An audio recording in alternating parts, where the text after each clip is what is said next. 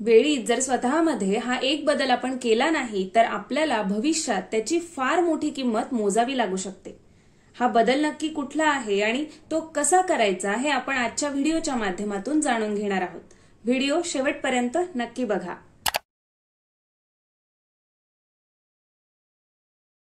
एखादी गोष्ट जर आपल्याला अस्वस्थ करत असेल, आतून पोखरत असेल, तर त्या गोष्टीचा विचार ती गोष्टच आपल्याला सोडून देता यायला पाहिजे।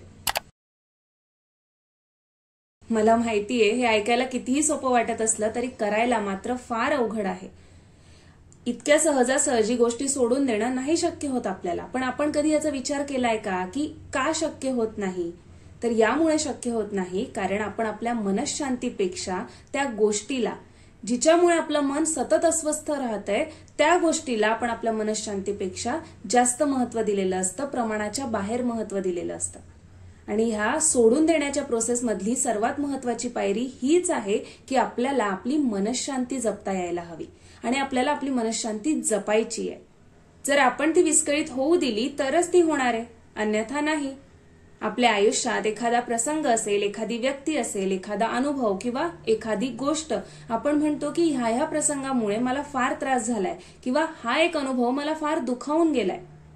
मान्य आहे, दुखावलं असेल, पण आपण जेव्हा तेच आठवतो तेव्हा आपण स्वतःला अधिक त्रास करून घेतो। दिवसेंदिवस त्याच गोष्टीचा विचार करत बसणं, त्यावरच चर्चा करणं, त्यामध्येच अडकून पडणं ही आपली एक सवय बनून जाते आणि ह्या संपूर्ण प्रोसेसमध्ये आपला त्रास, आपलं दुःख कमी होतं का? नाही, अधिक वाढतं। का?